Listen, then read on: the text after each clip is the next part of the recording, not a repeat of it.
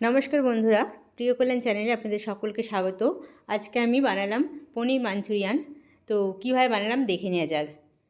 তো যার জন্য আমি প্রথমেই নিয়ে নেব পনিরটাকে আমি ত্রিভুজের মতো শেপ দিয়ে নিলাম ছোটো ছোটো করে।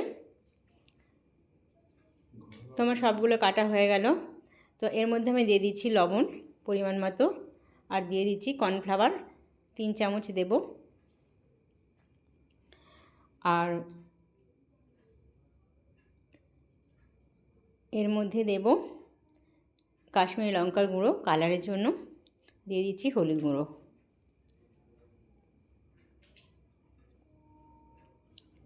বেশ ভালোভাবে আমি নাড়িয়ে নিচ্ছি যাতে গায়ের মধ্যে সুন্দরভাবে লেগে যায়। আমি জলের ব্যবহার করলাম না।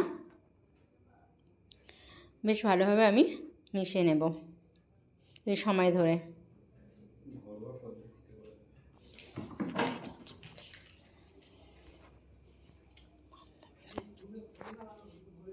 তো এদিকে আমি কড়া বসিয়ে দিলাম।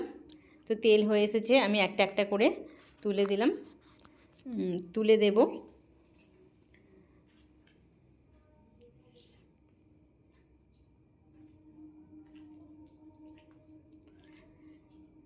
একটু সময় ধরে আমি ভেজে নেব।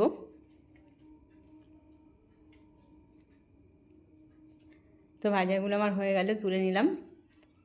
এবার ফোড়নের জন্য দিলাম কারি পাতা, কালো জিরে, এলাচ আর দারুচিনি, আর রসুন, আদা আর কাঁচা লঙ্কা আমি দিয়ে দিলাম।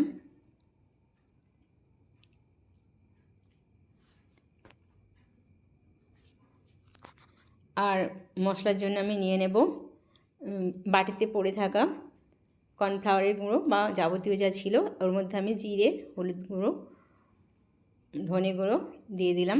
একটু জল দিয়ে আমি ব্যাটার তৈরি করে নেব। যেহেতু কর্নফ্লাওয়ার আছে তার মধ্যে একটু গ্রেভিটা ঘন ঘন হয়ে যাবে। এর মধ্যে আমি দিয়ে দিচ্ছি টমেটো সস, আর দিয়ে দেব সয়া সস, আর দিয়ে দেব চিলি সস। তো বেশ ভালোভাবে আমি নাড়াচাড়া করে নেব।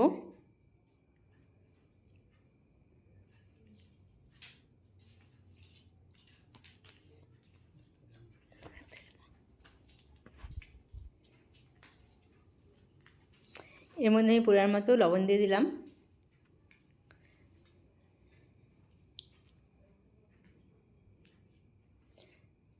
তো মশলাটা আমার বেশ ভালো কষা হয়ে এসেছে। এবার আমি এর মধ্যে পরিমাণ মতো অল্প জল দেব, যতটা প্রয়োজন হবে।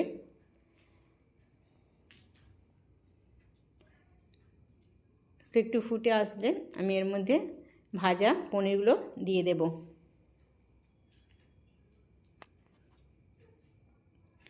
তো দিয়ে দিলাম, একটু নাড়াচাড়া করে নেব। অল্প 5 মিনিট আমি হতে দেব রান্নাটা। এবার আমি এর মধ্যে পরিমাণ মতো হালকা চিনি দিয়ে দিলাম, আর দিয়ে দিচ্ছি ধনে পাতা,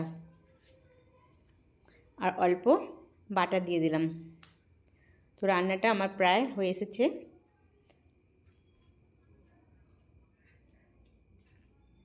দেখুন এরকম শুকনো শুকনো হবে।